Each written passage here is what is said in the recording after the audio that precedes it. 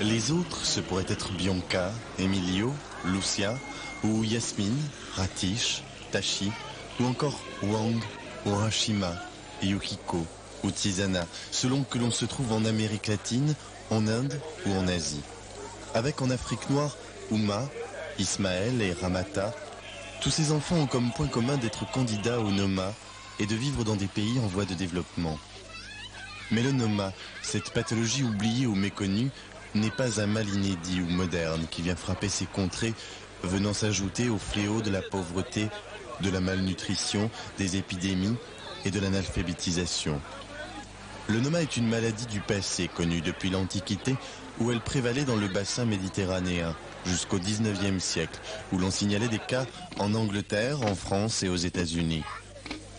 C'est sous des appellations différentes que le Noma a traversé le temps pour disparaître au XXe siècle dans les pays développés. Une disparition fragile puisqu'il peut réapparaître lorsqu'on lui en donne la possibilité, comme ce sera le cas lors de la Seconde Guerre mondiale, dans des camps de concentration tels ceux d'Auschwitz et de Belsen. Le Noma peut frapper tout individu vivant dans des conditions d'extrême pauvreté, de malnutrition et de sous-médicalisation. Certes, le problème du Noma n'a pas l'envergure et la résonance de celui du paludisme et d'autres endémies, mais il a une dimension humaine et sociale qui mérite que l'on s'y intéresse. L'épidémiologie de cette affection est encore mal connue et la carte du Noma qui peut être établie à ce jour permet de signaler les pays touchés, mais sans indication quantitative précise. En se gardant de toute généralisation ou de projection sur d'autres pays, le Niger se prête à une meilleure connaissance du Noma à travers l'action et l'engagement de praticiens et de structures sanitaires nigériennes en collaboration étroite avec l'Organisation mondiale de la santé et diverses organisations non gouvernementales telles que l'aide odontologique internationale, Sentinelle ou Médecins du Monde. Le terme de Noma vient du grec qui signifie dévorer. Le Noma ou cancre Maurice est une stomatite gangréneuse à point de départ gingival ou jugal, atteignant rapidement les régions voisines, notamment les régions jugales, nasales, labiales ou mentonnières.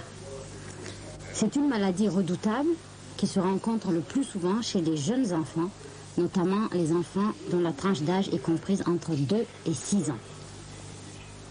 Si la clinique du Noma est assez bien connue et les thérapeutiques codifiées, un certain flou demeure quant à son étiologie et aucune spécificité bactériologique n'a été retenue. Par contre, l'importance du terrain dans le développement de cette maladie est parfaitement connue. Bien que quelques cas d'adultes aient été rapportés, le Noma est essentiellement une maladie infantile. Elle apparaît à la faveur de divers facteurs. Tout d'abord, un état de malnutrition qui entraîne un affaiblissement et une fragilité qui ne donne que plus d'incidence aux maladies parasitaires ou infectieuses comme la rougeole, la fièvre typhoïde. D'autre part, un sevrage tardif et brusque, d'autant plus conséquent quand il intervient lors de l'apparition de la denture lactéale et les phases initiales d'apparition des dents permanentes, l'absence d'hygiène dentaire étant lui aussi un facteur aggravant. Le Noma se développe en différents stades. Les stades de début sont très rarement observés, les patients étant vus beaucoup plus tardivement au stade d'état, à la phase d'état. La lésion initiale, lorsqu'on a l'occasion de l'observer, est unique. Il s'agit d'une stomatite localisée à la gencive. La stomatite devient très rapidement, c'est-à-dire en 24 ou 48 heures, ulcéreuse. L'odeur est fétide, elle est caractéristique. L'état général s'altère assez rapidement. Après cette phase de début, on entre dans la phase d'état. Sur la peau apparaît une zone noirâtre, nettement délimitée par un sillon qui marque les limites de la future perte de substance, donc de la partie qui est en voie de nécrose. Quelques jours après, l'escarre qui emporte toute l'épaisseur des tissus se détache, entraînant une perte de substance. Cette perte de substance se situe au niveau de la joue, au niveau des lèvres ou au niveau du nez. Et dans de nombreux cas, ces différentes atteintes sont associées. Lorsqu'un traitement adéquat est mis en œuvre de façon précoce, on constate qu'après la chute de l'escarre, l'état général s'améliore rapidement et la cicatrisation se fait dans de bonnes conditions. La cicatrice du Noma, comme nous le savons, est très rétractile. Et bien souvent, au niveau jugal, elle entraîne une diminution de volume de la perte de substance, mais aussi une constriction permanente des mâchoires. Cette constriction donc qui interdit à l'enfant d'ouvrir la bouche. Mais peu d'enfants arrivent à ce stade de cicatrisation. Avec un taux de mortalité de 70 à 90%, les enfants décèdent le plus souvent de septicémie, le noma n'ayant pu être diagnostiqué assez tôt. Les parents ont bien souvent recours à des pratiques traditionnelles de soins qui s'avèrent incapables de résoudre ce problème. Ensuite, ils envoient l'enfant au dispensaire où des soins rudimentaires sont prodigués et enfin, en dernier recours, l'enfant est conduit à l'hôpital. Mais les frais de médicaments, de transport, de séjour en dehors du village sont inaccessibles à la plupart des familles. Le noma est donc une maladie de l'extrême pauvreté.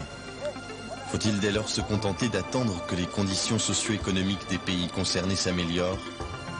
Aujourd'hui, on sait prévenir, soigner, guérir et dans une certaine mesure, réparer les séquelles du noma.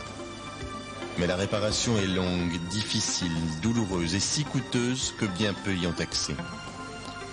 On peut trouver les moyens d'éviter les souffrances, la défiguration, voire la mort de ces enfants à travers le monde.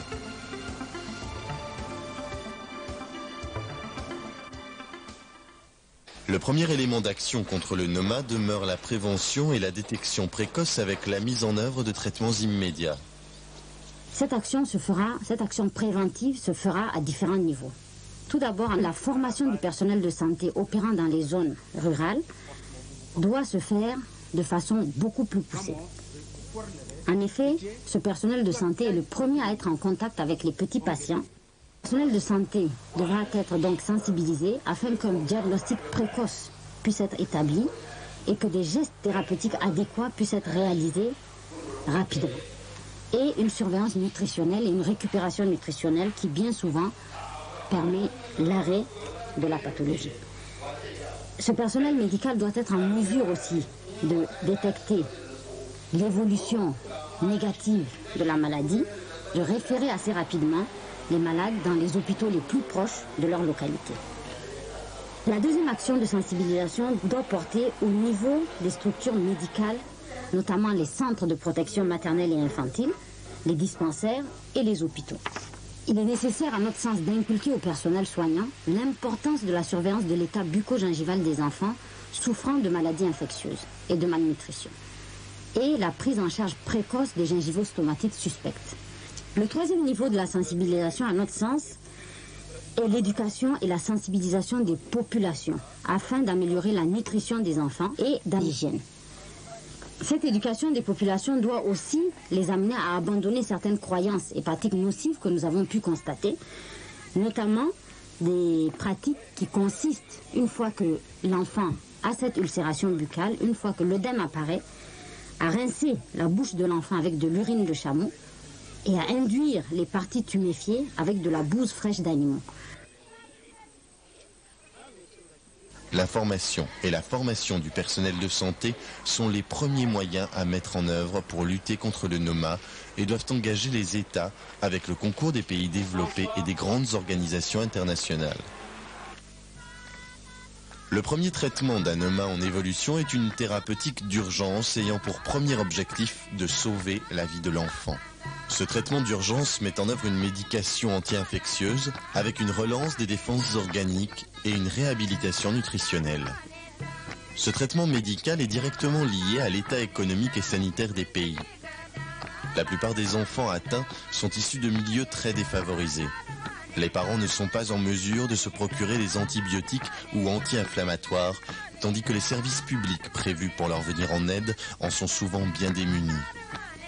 La réponse à cette situation demeure dans la constitution de stocks de médicaments afin de permettre à toute heure d'assurer les premiers soins. Il convient aussi d'encourager la collaboration des diverses structures et services de soins, tels que les services de pédiatrie, pour accueillir ces enfants que l'on croit, à tort, relever du seul ressort des services de stomatologie. Quand l'enfant est guéri, il est toujours porteur de graves séquelles faites de mutilations hideuses et de complications fonctionnelles. Seule une chirurgie réparatrice, en lui permettant de retrouver un visage plus humain, peut permettre à l'enfant de retrouver sa place. Les États et les pays concernés par le NOMA ne comptent pas dans leurs effectifs sanitaires de spécialistes en chirurgie maxillofaciale et leurs équipements sont loin d'être adaptés à la chirurgie plastique. Pour faire face à cette situation, une première réponse consiste, comme cela a déjà été expérimenté au Niger, avec l'aide d'organisations humanitaires, en la venue sur place d'équipes de chirurgiens spécialisés, mais avec comme limite de ne pouvoir concerner que des patients présélectionnés affectés de pertes de substances relativement simples. Dans les cas les plus complexes, l'issue est la prise en charge de ces enfants à l'étranger dans des services spécialisés. Cette solution, qui fonctionne déjà depuis quelques années, est fort coûteuse et ne peut être réservée qu'à un nombre encore très limité de cas, avec le concours financier, technique et humain d'organisations humanitaires. Demeure cependant une interrogation sur les conséquences du déracinement de plusieurs mois dans un pays développé pour cet enfant qui devra réintégrer son cadre de vie et son milieu naturel. Il faut noter ici l'importance du suivi social des enfants avant et après ces interventions chirurgicales, afin de s'assurer qu'après l'étape du traitement, l'enfant retrouve un cadre familial équilibré, lui permettant une réinsertion dans son milieu. Alerté par la situation dans différents pays en développement, un réseau d'intervention a été constitué sous l'égide de l'Organisation mondiale de la santé, regroupant les organismes sensibilisés par le problème du NOMA et autres mutilations faciales. Ce réseau a établi un plan d'action et différents niveaux ont été retenus. Pour la prévention, l'effort portera sur le dépistage précoce, la formation du personnel de santé et la sensibilisation des populations. Pour les soins, ont été retenus le traitement par des missions sur place d'équipes chirurgicales, la référence des cas complexes vers des centres spécialisés et la création d'un centre régional en Afrique. Et afin de mieux connaître la prévalence de cette affection, une enquête lancée par l'OMS sur les cas référés de mutilation du visage est actuellement en cours dans plusieurs pays. Toutes ces actions, avec l'engagement des pays vers un développement et une amélioration des conditions socio-économiques, sont les seuls moyens de voir disparaître cette terrible maladie qu'est le NOMA, indicateur d'extrême pauvreté et de sous-médicalisation. Il faut mobiliser à travers une véritable chaîne de solidarité les énergies et les ressources, bien au-delà de la médecine dentaire, qui, si elle a un rôle clé à jouer, ne peut à elle seule faire face à tous les aspects du problème. Le NOMA est une maladie de la misère, de la grande pauvreté, deux mots-clés qui ne sont pas l'exclusivité des pays en voie de développement. Et pour tous les hommes, pour tous les enfants de la planète, le droit à la vie ce n'est pas seulement vivre, mais aussi vivre en bonne santé.